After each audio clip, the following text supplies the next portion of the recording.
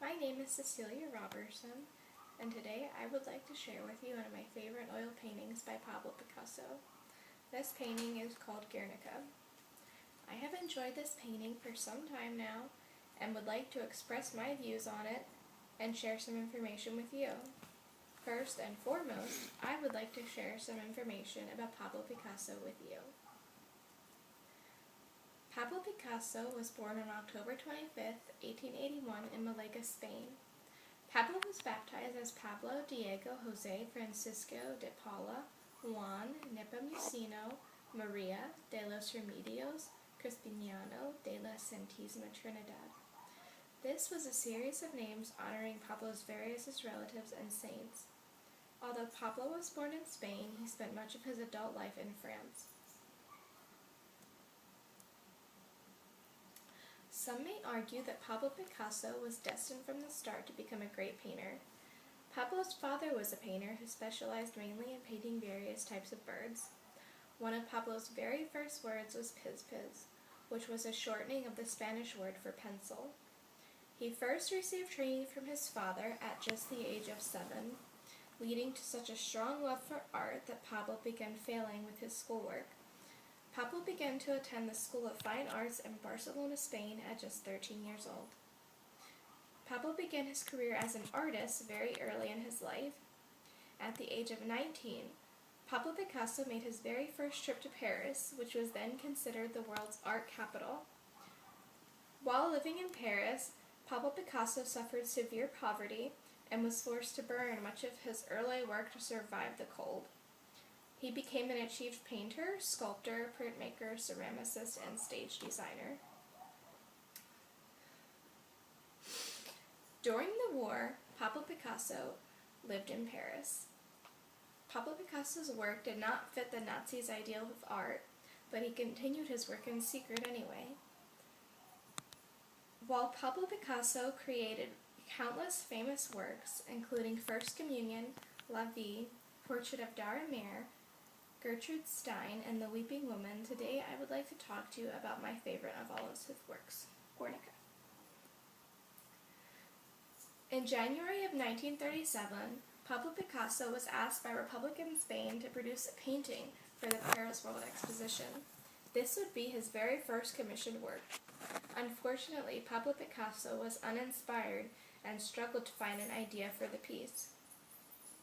He then heard about the village of Guernica and how it was destroyed by German and Italian bombers. Over 1,500 civilians were killed, primarily for the demoralization of the civil population. At last, Pablo had found his inspiration. He began what would soon become one of his most famous pieces of work. Guernica was created as a political response to the bombing of a village of the same name in northern Spain during the Spanish Civil War. This painting mainly shows the tragedy of war upon innocent civilians. Guernica has gained a very large status, becoming an anti-war symbol and a cry for peace. The painting itself was done in multiple shades of black and white and stands 11 feet high and nearly 26 feet wide. Despite its large size, Guernica took Picasso only 2 months to complete. Needless to say, Guernica serves its purpose, which was to alert the world of what happened in the village of Guernica. The painting itself shows various presentations of people, animals, and buildings suffering from violence and chaos. The overall painting contains a room full of people.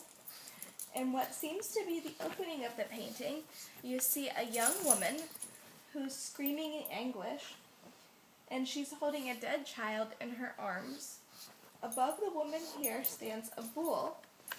Towards the center of the painting, there's a horse, which looks as though it may be in the act of falling down. Here in the middle of the horse, there's a large gaping hole, which could be a wound, and perhaps the horse was stabbed by a spear. All around the horse, we see various details of ruin and destruction.